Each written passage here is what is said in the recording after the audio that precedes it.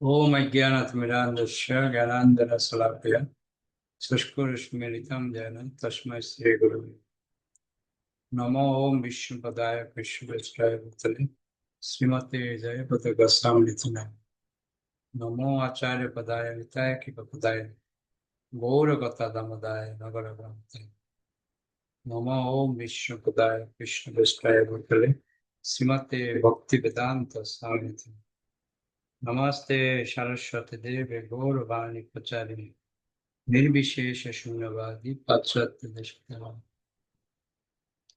गुरुवे गौरचंद्राय राधिकाय तदालय कृष्णाय कृष्ण भक्ताय तद्भक्ताय नमः।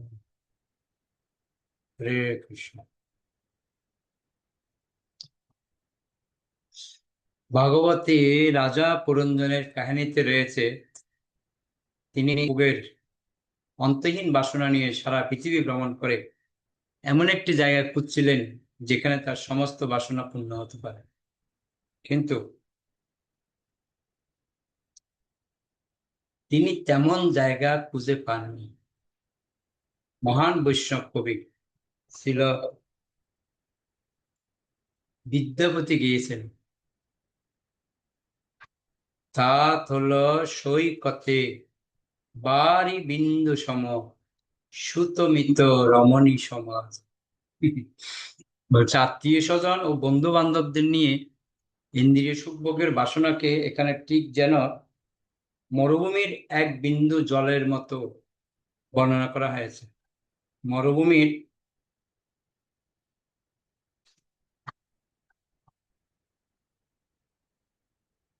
তৃষ্ণা নিবারণের জন্য সমুদ্রের প্রয়োজন, কিন্তু সেখানে যদি এক বিন্দু জল ঢালা হয় তাতে কি লাভ হয়? তেমনই জীবেরা হচ্ছে পরমেশ্বর ভগবানের বিভিন্ন অংশ।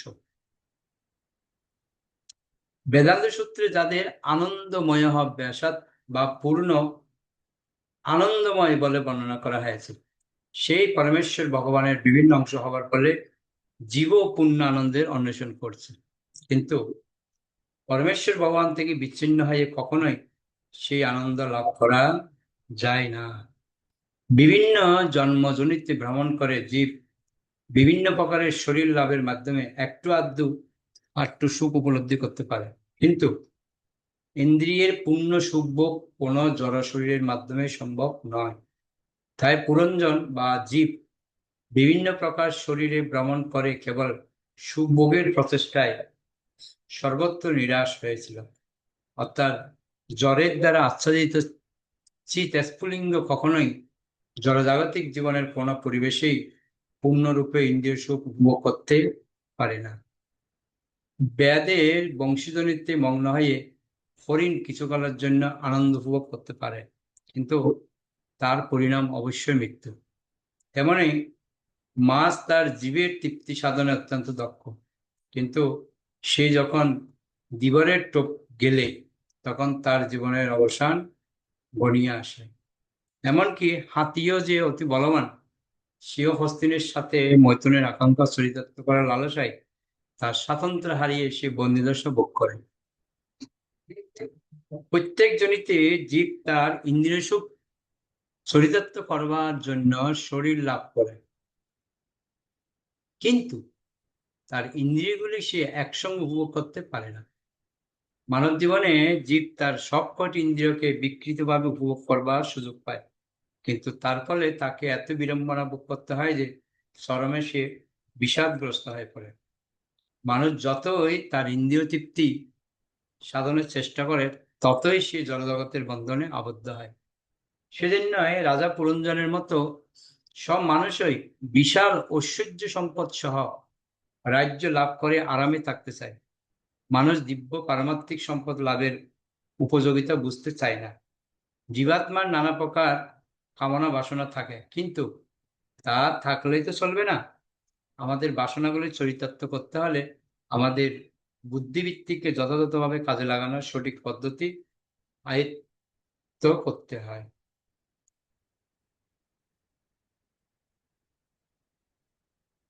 প্রকৃত বুদ্ধির সাহায্যেই মানুষ ভালো মন্দ যাচাই করতে শেখে, কিভাবে যথার্থ সুখভোগের বিষয় নির্বাচন করতে হয়। এই বুদ্ধিকেই ভাগবতে রাজা পুরন্দরের রানী রূপে রূপকভাবে বর্ণনা করা হয়েছে। ওই রানীর মাধ্যমেই রাজা পুরন্দর তার যাবতীয় বাসনা চরিতার্থ করতে চেয়েছিলেন। বুদ্ধি যেমন জড়জাগতিক বিষয়ে আবদ্ধ থাকে, তেমনি যথার্থ পারমাত্মিক বুদ্ধি চিন্ময় জগতের সব বন্ধন থেকে মানুষকে মুক্ত করতে পারে। পারমাত্মিক বুদ্ধি বলতে বোঝায় আমাদের ইন্দ্রিয়ের সব কর্মক্ষমতা অন্তরে বিরাজমান পরম সখা ভগবান শ্রীকৃষ্ণের প্রীতিবিধানে নিয়োজিত করার সদিচ্ছা। ভগবানের সেবায় সকল বুদ্ধিবৃত্তি সমর্পণ করতে পারলেই যথার্থ ভক্তি জাগে। অতএব যে মানুষ পরম পুরুষোত্তম ভগবান শ্রীকৃষ্ণের লীলা চিন্তায় মন প্রাণ সমর্পণ না করে, তাকে বুদ্ধিমান বলা শক্ত। সেই সমর্পিত প্রাণ ভক্তি জাগে সদ্গুরুর অধীনে আত্মনিবেদন করতে পারলে। শ্রী চৈতন্য মহাপ্রভুকে সেজন্যই তার শ্রী গুরুদেব বলেছিলেন যে নির্বোধের মতো কেবলমাত্র জড়জগৎকে উপভোগ করতে মেতে থাকলে মুক্তিলাভ সম্ভব হয় না। নিজেকে যথার্থ বুদ্ধিমান বলতে পারে সেই মানুষ যে শ্রী ভগবানের কাছে সম্পূর্ণ আত্মনিবেদন করতে পেরেছে এবং জড়সুখভোগ থেকে নিজেকে নিবৃত্ত রাখতে শিখেছে। অচ্যুতা সিন্ধু পড়ো। হরে কৃষ্ণ প্রণাম। আগুনের মধ্যে লোহাটিও আগুন হয়ে যায়। শ্রীমদ্ ভাগবত গ্রন্থের ষষ্ঠ স্কন্ধের অন্তর্ভুক্ত দ্বিতীয় অধ্যায়ে বৈকুণ্ঠ দূতেরা যমদূতের কাছে শ্রী ভগবানের পবিত্র নাম জপের মহিমা বর্ণনা করেছে। সেখানে বিষ্ণুদূতেরা বলেছেন, এই যুগে ভগবত ভক্তদের মধ্যেও অনেক পাপ কর্ম করা হয়ে থাকে, ফলে অপাপবিদ্ধ মানুষকেও যমরায়ের শাস্তি ভোগের জন্য যেতে হয়। দেশের জনগণ যারা সহায় সম্বলহীন হয়ে দেশের সরকারের কৃপার উপরে নির্ভর করে থাকে নিরাপত্তা ও শান্তির ভরসায়, কিন্তু সেই সরকারই যদি এই সহায়হীনতার সুযোগ নিয়ে নাগরিকদের ক্ষতি করতে চায়, তবে তারা যাবে কোথায়? এই প্রসঙ্গে বিষ্ণুদূতেরা কান্নকুঞ্জ কুজ্জ বর্তমান কনৌজ শহরের অধিবাসী ব্রাহ্মণ সন্তান অজামিলের পাপময় জীবনে কৃষ্ণ নামের অত্যাশ্চর্য শুভ পরিণাম ব্যক্ত করেছেন।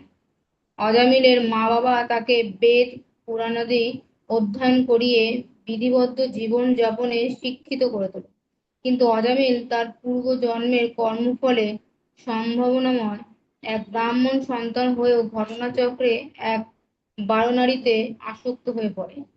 তার ফলে সেই বারনারীর গর্ভে অজামিল 10টি পুত্র সন্তান লাভ করে। তাদের মধ্যে সর্বশেষ কনিষ্ঠ পুত্রটির নাম দেওয়া হয়েছিল নারায়ণ। অজামিলের মৃত্যু শয্যায় যমদূতেরা যখন তার পাপকর্মের শাস্তিদানের জন্য যমালয়ের তার আত্মাকে টেনে নিয়ে যেতে এসেছিল, তখন অজামিল মৃত্যু ভয়ে এবং বিকটাকার বিকটাকার যমদূতদের দেখে মহা আতঙ্কে চিৎকার করে নারায়ণ বলে তার কনিষ্ঠ পুত্রটিকে ডেকে উঠেছিল, কারণ সেই পুত্রটিই ছিল তার সবচেয়ে প্রিয় পুত্র। এইভাবে সে মৃত্যুকালে ভগবান বিষ্ণু তথা শ্রী নারায়ণের নাম স্মরণ করতে পেরেছিল, যদিও তা ভক্তি করে ভগবানের নাম স্মরণ করা নয়। কিন্তু শ্রী নারায়ণের পবিত্র নামটি আকুলভাবে উচ্চারণ করা মাত্রই তৎক্ষণাৎ ভগবান শ্রী বিষ্ণুর আজ্ঞাবাহকেরা সেখানে এসে উপস্থিত হয়েছিলেন। তখন যমদূত এবং বিষ্ণুদূতের মধ্যে আলোচনার সূত্রপাত হয়েছিল বলে শ্রীমদ্ ভগবতে 3টি অধ্যায়ব্যাপী বিস্তারিত বর্ণনা সহ তাৎপর্য ব্যাখ্যাত হয়েছে।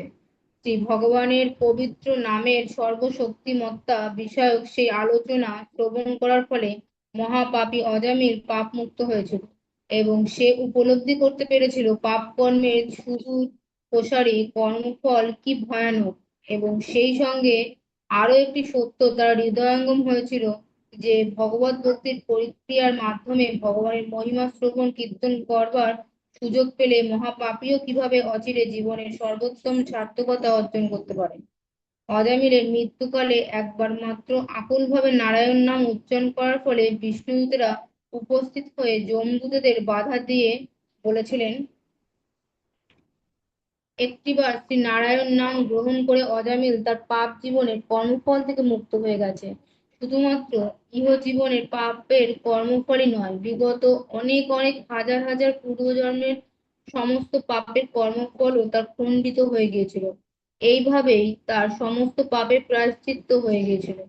কেউ যদি শাস্ত্রবিধি অনুসারে বিভিন্ন সংস্কারাদি উদযাপনের মাধ্যমে পাপের প্রায়শ্চিত্ত করতে উদ্যোগী হয়, তাহলে তার সমস্ত পাপের কর্মফল বাস্তবিকই খণ্ডিত হয়ে যেতে পারে না। কিন্তু যদি কেউ ভক্তি করে আকুলভাবে পরমেশ্বর ভগবানের পবিত্র নাম জপ কীর্তন করে, তাহলে মুহূর্তের মধ্যেই তার সমস্ত পাপের কর্মফল মুছে যেতে পারে। শ্রী ভগবানের পবিত্র নাম জপের মাধ্যমে তার মহিমা স্মরণ করতে পারলে সৌভাগ্য লাভ হয়। অতএব অজামিল নিঃসন্দেহে সমস্ত পাপের কর্মফল থেকে মুক্ত হয়েছে এবং যমরাজের কাছে তার শাস্তি ভোগের আর দরকার নেই। এই বলে বিষ্ণুদূতেরা অজামিলকে যমদূতের বন্ধন থেকে মুক্ত করে তাকে বৈকুণ্ঠ ধামে সসম্মানে নিয়ে যেতে চেয়েছিলেন। অজামিলের এইভাবে ভগবানের নাম স্মরণ করা নিতান্তই নামাভাস মাত্র, কিন্তু তারও মহিমা ভাগবতে বর্ণনা করা হয়েছে এই কাহিনীর মাধ্যমে। অজামিল তার এই অপ্রত্যাশিত সৌভাগ্য লাভে বিস্মিত হয়েছিল এবং ভগবানের নাম গ্রহণের মাহাত্ম্য উপলব্ধি করে বিষ্ণুদূতের কাছ থেকে তার কৃতজ্ঞতা জ্ঞাপন করেছিলেন। সেই সঙ্গে অজামিল তার পূর্বকৃত পাপ কর্মাদির জন্য তীব্র অনুশোচনা ব্যক্ত করেছিল। বিষ্ণুদূতের সান্নিধ্য লাভের ফলে অজামিল তার স্বরূপ শুদ্ধ চেতনা ফিরে পেয়েছিল এবং সর্বস্ব পরিত্যাগ করে হরিদ্বারে গিয়ে ভগবত ভক্তি সেবায় অনন্যমনা হয়েছিল এবং সে নিত্য ভগবত চিন্তায় আত্মনিয়োগ করে। পরে বিষ্ণুদূতরা তাকে স্বর্ণ সিংহাসনে পরমাদরে উপবেশন করিয়ে বৈকুণ্ঠ লোকে নিয়ে গিয়েছিল। বিষ্ণুদূতরা এই প্রসঙ্গে যমদূতদের তিরস্কার করে বলেছিলেন, ভগবানের আশ্রয় যে গ্রহণ করেছে তাকে শাস্তি দানের যে কোনো প্রচেষ্টাই নিতান্ত অধর্ম। অবশ্য ধর্মাচরণের জন্য যারা ভারপ্রাপ্ত, তারা অনেকে অপাপ বিদ্ধ মানুষকে অযথা এইভাবে শাস্তি প্রদান করে থাকে, তা প্রায়ই দেখা যায়। সাধারণ মানুষ ধর্ম আর অধর্মের পার্থক্য খুব ভালোভাবে বুঝতে পারে না। যথার্থ জ্ঞান বুদ্ধি বর্জিত নিরীহ মানুষেরা ঠিক যেন প্রভুর কোলে মাথা রেখে শুয়ে থাকা অজ্ঞ পশুদেরই মতো। দেশের নেতারা যদি বাস্তবিকই সহৃদয়তার সঙ্গে এই ধরনের অজ্ঞ মানুষদের প্রতি কৃপা পরবশ হন এবং তাদের ভগবত ভক্তির পথ প্রদর্শন করতে পারেন, তবে মানুষ সহজে ধর্মপথে অবিচল হয়ে থাকতে শেখে। ভগবানের কাছে আত্মসমর্পণ করলে ভগবান সর্ব পাপেভ্যো মোক্ষয়িষ্যামি, গীতা 16 নম্বর অধ্যায় 66 নম্বর শ্লোকে বলে, পাপী তাপীকে উদ্ধার করবার প্রতিশ্রুতি দিয়েছেন। তেমনি সকল দেশের নেতাদেরও জনগণকে ভরসা দেওয়া উচিত যে সকলে ভক্তি করে ভগবানের নাম স্মরণ করে সকল কাজে প্রবৃত্ত হলে তাদের সকল ত্রুটি মার্জনা করা হবে। কারণ আগুন যেভাবে শুকনো ঘাসকে পুড়িয়ে ছাই করে দেয়, তেমনি ভগবানের পবিত্র নামও অজান্তে উচ্চারণ করলেও অবধারিতভাবে সর্বপাপ ক্ষয় করতে পারে।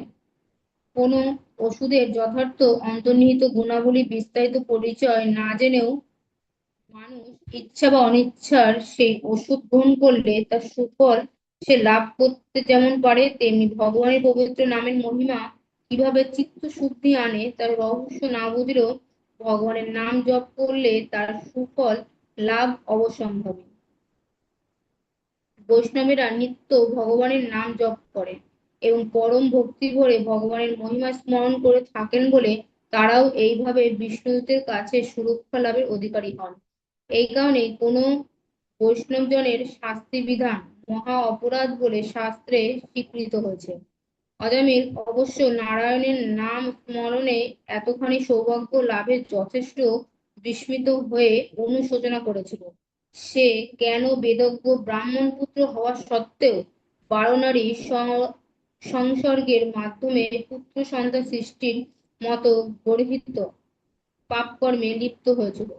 ভগবত ভক্তি এইভাবেই পাপময় পরিবেশে মানুষের মনে অনুশোচনা জাগিয়ে তাকে সৎ পথে আকৃষ্ট করে থাকে।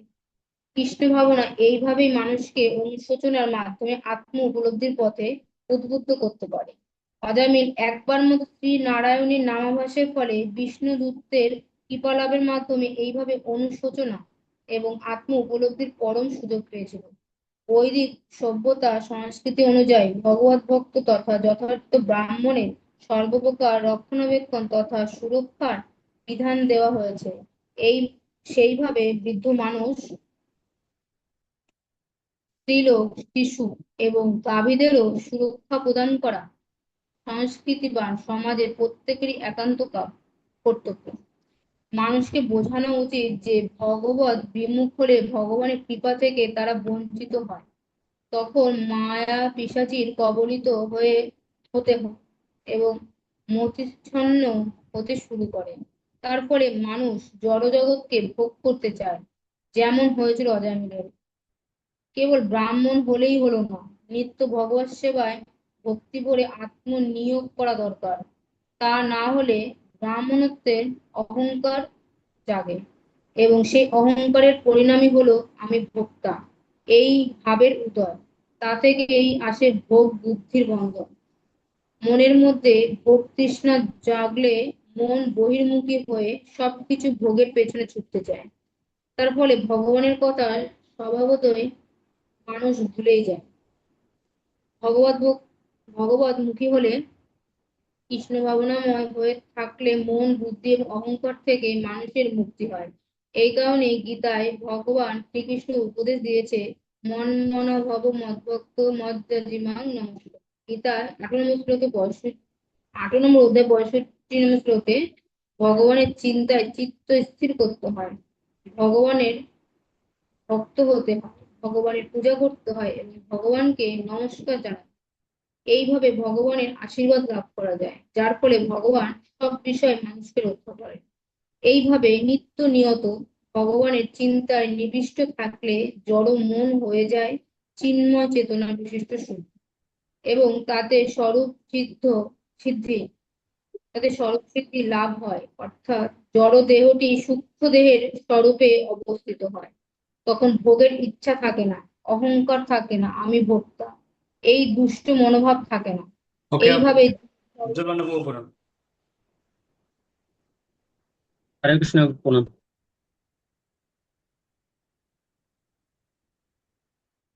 এইভাবে যিনি স্বরূপ সিদ্ধি লাভ করেন তার দেহটিও চিন্ময় হয়ে ওঠে। আগুনে একটি লোহা থাকলে সেটি আর লোহা থাকে না, আগুন হয়ে যায়। তাই মানুষকে মনে করিয়ে দিতে হবে যে আমাদের এই দেহটি ভগবান সৃষ্টি করেছেন ভগবানেরই সেবা করার জন্য। সুতরাং ভগবত সেবার মাধ্যমেই এই জড় দেহ সার্থকতা অর্জন করতে পারে। এ কথা সর্বযুগে সর্বদেশে শ্রেষ্ঠ ভগবত ভক্তরা বারে বারে বলে গিয়েছেন। আমরা সকলেই ভগবানের দাস, একথা মানুষকে মনে করিয়ে দিতে হবে। নিত্য কৃষ্ণ দাস, যিনি আমাদের সবকিছু দিয়েছেন, তার দাসত্ব স্বীকার করলেই ভালো। শ্রীল অভয় চরণার বিন্দু ভক্তি বেদান্ত স্বামী প্রভুপাদ আমাদের এই অমূল্য উপলব্ধি অর্জনে সাহায্য করেছেন। সেই শিক্ষা থেকে আমরা যেন বঞ্চিত না হই। ভগবানের দিব্য নাম কীর্তনের গুরুত্ব। হরের নাম হরের নাম হরের নাম কেবলম কলু নাস্তেব্য নাস্তেব নাস্তেব গতিরন্যথা। বিবাদ ও সঠতায় পরিপূর্ণ এই কলিযুগে মুক্তি লাভের একমাত্র উপায় হচ্ছে হরে কৃষ্ণ মহামন্ত্র কীর্তন করা। এছাড়া আর কোনো গতি নাই। তাই গতি নাই, এছাড়া আর কোনো গতি নাই, এছাড়া আর কোনো গতি নাই। শ্রী চৈতন্য মহাপ্রভু উম, বৃহন নারদীয় বৃহন নারদীয় পুরাণ থেকে এই শ্লোকটি উদ্ধৃত করে বলেছেন যে এই কলিযুগে হরে কৃষ্ণ মহামন্ত্র কীর্তন ছাড়া পরমার্থ লাভের কোনো উপায় নেই। অন্যান্য অনেক আধ্যাত্মিক পন্থা আছে যেগুলি পারমার্থিক উন্নতির সহায়ক, কিন্তু এই কলিযুগে সেগুলি কার্যকরী নয়। নাস্তেব্য কথাটির অর্থ হচ্ছে আর কোনো গতি নাই।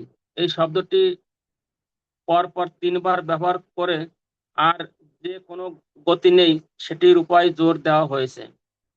ধ্যান, যজ্ঞ ও বিগ্রহ অর্চন, এই পারমার্থিক কর্মগুলি ফলপ্রসূ হয় যখন তার সঙ্গে ভগবানের দিব্য নাম কীর্তন করা হয়। ছিল ভক্তি সিদ্ধান্ত সরস্বতী ঠাকুর বলেছেন যে বিগ্রহ অর্চনের মাধ্যমে হৃদয় নির্মল হয় যদি সেই সঙ্গে কীর্তন করা হয়, কারণ এটি আমাদেরকে ভগবানের সাথে সরাসরি যুক্ত করে। আমাদের জড় দৃষ্টিতে বিগ্রহকে যেমন কাঠ, পাথর অথবা ধাতুর মতো মনে হয়, প্রকৃতপক্ষে তেমনটি নয়। বিগ্রহ সম্পূর্ণ চিন্ময় এবং ভগবান থেকে অভিন্ন। আমরা দেখতে পাই যে ভগবানের দিব্য নাম কতই না গুরুত্বপূর্ণ, যা সঙ্গে না থাকলে অন্যান্য পারমার্থিক পন্থাগুলি কার্যকারী হয় না। যখন আমরা মহামন্ত্র কীর্তন করি তখন অন্যান্য পারমার্থিক কর্মগুলির প্রয়োজন হয় না। তাই হরের নাম, হরের নাম, হরের নাম এইভাবেই 3বার বলা হয়েছে। ভগবানের দিব্য নাম, ভগবানের দিব্য নাম, ভগবানের দিব্য নাম কীর্তনই একমাত্র পন্থা। আর কোনো গতি নাই, আর কোনো গতি নাই, আর কোনো গতি নাই। ছিল প্রভুপাদ মহামন্ত্র কীর্তন সম্পর্কে অত্যন্ত কঠোর ছিলেন। তার মূল নীতি ছিল হরে কৃষ্ণ কীর্তন করুন এবং সুখী হন। সকলেই সুখী হতে চায়। আমরা সুখের জন্য কত রকমের পন্থা অবলম্বন করি, কিন্তু সুখী হওয়ার একমাত্র পন্থা হচ্ছে হরে কৃষ্ণ কীর্তন করা। জব করার সময় আমাদের সুখে থাকার প্রয়াস করা বা অন্য কিছু পাওয়ার আশা করা উচিত নয়। ভক্তরা অর্থ উপার্জন অথবা জড় সুখ ভোগের পরিমাণ বৃদ্ধি করার জন্য আগ্রহী নন। তারা ভগবানের দিব্য নামের উচ্চতর রস আস্বাদন করেন। ফলে স্বাভাবিকভাবেই তারা জড় জগতের নিম্নতর রসের প্রতি বীতশ্রদ্ধ হন। মানুষ অর্থের জন্য একে অপরকে হত্যা করে, কিন্তু যখন আমরা কৃষ্ণ ভবনামৃতের রস আস্বাদন করি তখন সেই অর্থের মূল্য গৌণ হয়ে যায়। যখন আমাদের কাছে কোনো অর্থ আসে সেটিকে আমরা কৃষ্ণের সেবায় লাগাই, কিন্তু অর্থ উপার্জনের জন্য আমাদের পথ থেকে সরে যাওয়া উচিত নয়। তাই উচ্চতর রস আস্বাদন করা গুরুত্বপূর্ণ, যেটি হরেকৃষ্ণ মহামন্ত্র কীর্তনের মাধ্যমে লাভ হয়ে থাকে। যখন ভক্তরা পারমার্থিক জীবনের উৎসাহ হারিয়ে ফেলে তখন আমাদের বুঝতে হবে যে তার জপ করা বন্ধ করে দিয়েছে। যদি কেউ নিষ্ঠা সহকারে জপ করতে থাকে তবে তিনি কখনই কৃষ্ণ ভবনামৃতের পন্থা ত্যাগ করতে পারেন না। যারা নিষ্ঠা সহকারে 16 মালা জপ করেন তারা যে কোনো অবস্থায় থাকুক না কেন তারা পারমার্থিক অগ্রগতি লাভ করবেন। তাই অবহেলা না করে প্রত্যহ 16 মালা জপ করা উচিত। যদি সম্ভব হয় সকালে জপ করাই ভালো। সবসময় মনে রাখতে হবে জপই হচ্ছে আমাদের সবচেয়ে গুরুত্বপূর্ণ সেবা। অন্যান্য কর্মগুলি হচ্ছে গৌণ। ভগবানের দিব্য নাম ভগবান থেকে অভিন্ন। যখন আমরা শুদ্ধ নাম জপ করব তখন আমরা শুধু শ্রীকৃষ্ণকেই দর্শন করব না, বরং তার লীলা, তার পরিকর এবং তার সমগ্র ধাম দর্শন করতে পারবো। আমরা এখানে এসেছি কৃষ্ণের সেবার জন্য, আর তাকে সেবা করার সর্বোচ্চ পন্থা হচ্ছে নিরপরাধে তার দিব্য নাম কীর্তন করা। জপ 3 প্রকার, যথা 3 প্রকার। নাম অপরাধ। নাম অপরাধ হচ্ছে দশবিধ অপরাধযুক্ত নাম থেকে যদি মুক্ত না হওয়া যায় তবে তা থেকে বৈষ্ণব অপরাধের প্রবণতা সৃষ্টি হয়, আর তার ফলে পারমার্থিক জীবন থেকে পতন ঘটায়। যখন আমাদের হৃদয় কামনা বাসনায় পূর্ণ হয়ে থাকে আর মুখে হরে কৃষ্ণ জপ করছি, প্রকৃতপক্ষে তখন আমাদের হৃদয় বলছে ধনং ধাই জনং ধাই, অর্থাৎ ধন জন সুন্দরী স্ত্রী কামনা করছি। ভগবান আমাদের প্রার্থনায় সাড়া দেবেন আর আমাদের জড় কামনা বাসনা পূরণ করে দেবেন। নাম অপরাধের ফলে ধর্ম, অর্থ ও কাম লাভ হয়। তাই যখন নাম অপরাধের ফলে জড় জাগতিক সাফল্য লাভ হয় তখন আমাদের অবশ্যই সতর্ক থাকা উচিত, যাতে করে সেগুলি আমাদেরকে কৃষ্ণ ভবনামৃতের পন্থা থেকে দূরে না নিয়ে যায়। পদ্মপুরাণে বলা হয়েছে যে নাম অপরাধ থেকে মুক্ত হওয়ার একমাত্র পন্থা হচ্ছে নিরন্তর জপ। সমস্ত প্রকার অপরাধ, এমনকি নাম প্রভুর চরণে যে অপরাধ, তাও মুক্ত হওয়া যায় একমাত্র ভগবানের নামের আশ্রয় গ্রহণ করার মাধ্যমে। নাম আভাস। নাম আভাসের ফলে মুক্তি লাভ হয়। অষ্টাঙ্গ যোগীরা মুক্তি লাভের আশায় যোগের মাধ্যমে এমনকি নিঃশ্বাস প্রশ্বাস পর্যন্ত বন্ধ করে দেন। এইভাবে কঠোর তপশ্চর্যার ফলে কদাচিৎ কেউ কেউ মুক্তি লাভ করেন। সেই একই মুক্তি লাভ হয় নাম আভাসের ফলে। শুদ্ধ নাম। শুদ্ধ নাম উচ্চারণের ফলে অপরাধ সম্পূর্ণরূপে দূরীভূত হয়। শুদ্ধ নাম কৃষ্ণ প্রেম প্রদান করে, যা মুক্তি সে অনেক দূরের বস্তু। যখন কোনো যুবক যুবতী ভালোবাসার বন্ধনে জড়িয়ে পড়ে তখন তারা যে আনন্দ লাভ করে তা শুদ্ধ কৃষ্ণ প্রেমের বিকৃত ও ক্ষণিক প্রতিফলন মাত্র। কৃষ্ণ প্রেম হচ্ছে নিত্য অবর্ণনীয় পারমার্থিক আনন্দে নিমগ্ন হওয়া। আমাদের সমস্ত চাওয়া পাওয়া হরিনামের জন্য হওয়া উচিত। প্রাথমিক অবস্থায় আমাদের কামনা থেকে জড় জড় তারপর আসে মুক্তি, জড়জাগতিক দুঃখ কষ্টের নিবৃত্তি। আর মুক্তিকে অতিক্রম করার পর তখনই কেবল আমরা শুদ্ধ কৃষ্ণ প্রেমের স্তরে আসতে পারবো। তাই যে কোনো পরিস্থিতিতে কখনো জপ বন্ধ করা উচিত নয়। শিল প্রভুপাদ প্রতিশ্রুতি দিয়েছেন যে যদি আমরা শুধু 16 মালা জপ ও 4টি নিয়ম পালন করি তাহলে আমরা ভগবত ধামে ফিরে যাব। ওকে ওকে ওকে ওকে। হরে কৃষ্ণ। সব থেকে গুরুত্বপূর্ণ একটা পয়েন্ট, যদি 4টা নিয়ম পালন করি, 16 মালা জপ করি, 100% আমরা ভগবান ধাম ফিরে যাবো। বুঝতে পারলেন? অচ্যুতাসীন দেবো কিছু বলছেন?